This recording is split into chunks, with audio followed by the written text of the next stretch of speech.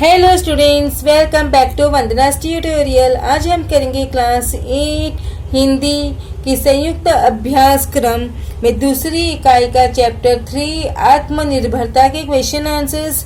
इसके पहले हम चैप्टर 2 तक कर चुके हैं। अगर आपने वो वीडियोस नहीं देखी तो उन्हें जरूर से देखिएगा। प्लेलिस्ट का लिंक आपको डिस्क्रिप्शन बॉक्स में मिल जाएगा। तो हम स्टार्ट करते हैं चैप्टर 3 आत्मनिर्भरता के क्वेश्चन आंसर्स। तो पहला है गद्यांश क्रमांक 1। तो इसमें पहले हमें दिए हैं शब्दार्थ। तो आप शब्दार्थ देखिए। इसके बाद आता है कृति पूर्ण कीजिए। आत्ममर्यादा के लिए आवश्यक बातें, बड़ों का सम्मान, छोटों और बराबर वालों से कोमलता का व्यवहार। इसके बाद आता है वाक्य पूर्ण कीजिए। जिस पुरुष की दृष्टि सदा नीची रहती है उसका सिर कभी ऊपर नहीं होगा।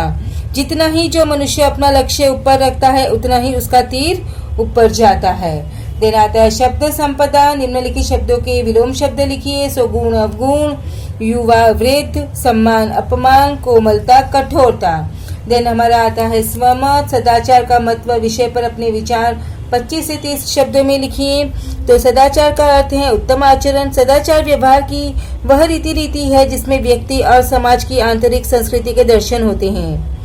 परस्पर बातचीत, संबोधन से लेकर दूसरों की सेवा, त्याग, आदर आदि भावनाएं, एक दूसरे के प्रति सद्भावना, सहानुभूति एवं सहयोग, किसी को दुख न देना, बड़ों का सम्मान करना, छोटे के प्रति स्नेह की भावना रखना आदि सदाचार का अंग है। समाज में जहाँ जहाँ हमारा दूसरे व्यक्ति से संपर्क होता है वहीं सदाचार की आवश्यकता पड़ती है।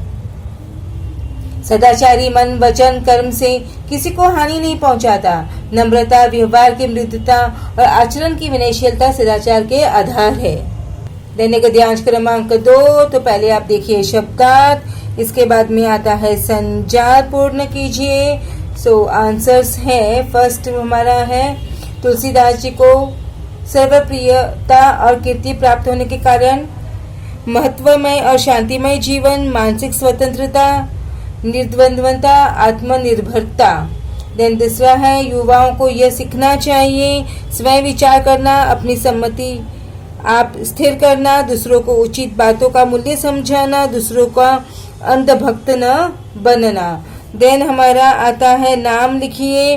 तो सत्य की टेक न छोड़ने वाला राजा हरिश्चंद्र, जंगल जंगल मारे मारे फिरने वाला महाराणा प्रताप। इसके बाद आता है गद्यांश में आए इस अर्थ के शब्द लिखिए। तो सलाह, सम्मति, नेता, अगुआ, यश, कीर्ति, स्वच्छंदता, निर्द्वंद्वता।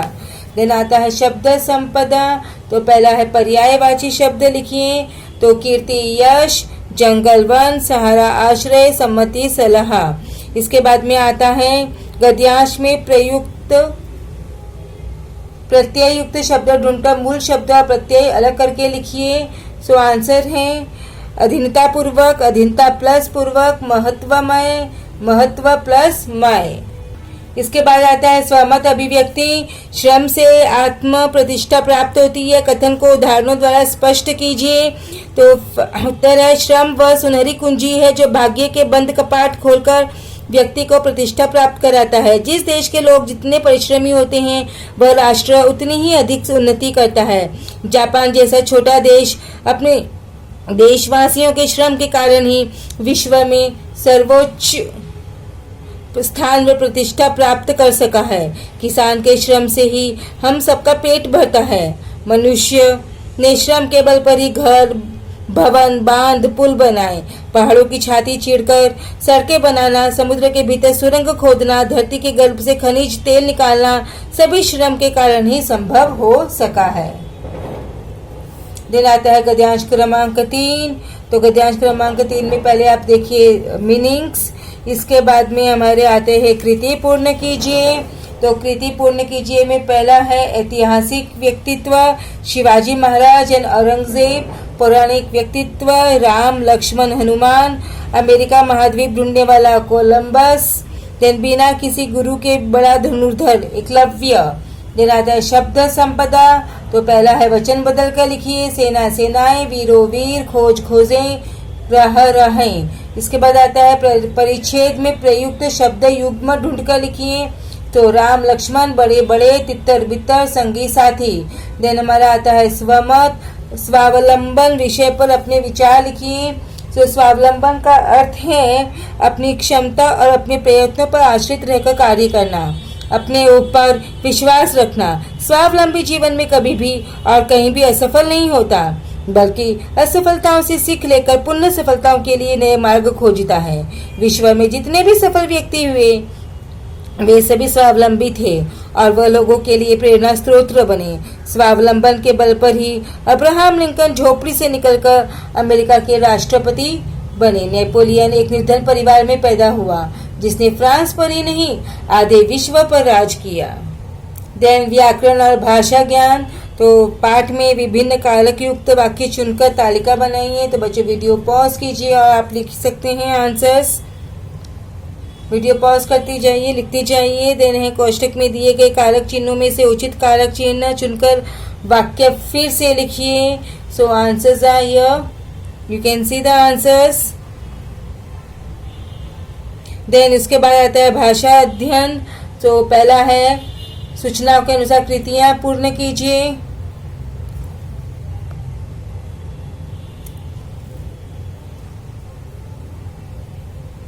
मानक वर्तनी के अनुसार सही शब्द छांट कर लिखिए।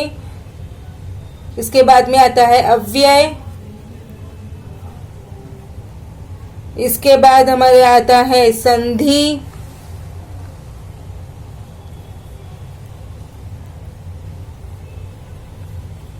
देन इसके बाद में हमारा आता है मुहावरे, काल भेद पहचानना। इसके बाद है वाक्य भेद पहचानना। इसके बाद हमारा आएगा उपयोजित लेखन। तो पाठ्य पुस्तक से अपनी पसंद के 10 वाक्यों को लिप्यतरण रोमन लिपि में कीजिए। तो बच्चों वीडियो पॉज करके आप यहाँ आंसर्स देख सकते हैं। तो इसी के साथ में हमने हमारा poem lesson 3 question answers finish किए। नेक्स्ट वीडियो में हम करेंगे हमारा चैप्टर नंबर 4। तब तक take care and keep watching Vandana's tutorial. और अगर आपने मेरे चैनल को अभी तक सब्सक्राइब नहीं किया है तो प्लीज़ इसे सब्सक्राइब जरूर से कीजिए और वीडियो को ज़्यादा से ज़्यादा अपने दोस्तों के साथ शेयर भी कीजिए ताकि उनको भी क्वेश्चन आंसर्स है वो इजीली अवेलेबल हो जाए। तो मिलते हैं नेक्स्ट वीडियो में। So keep watching Vandana's tutorial. Thank you for watching.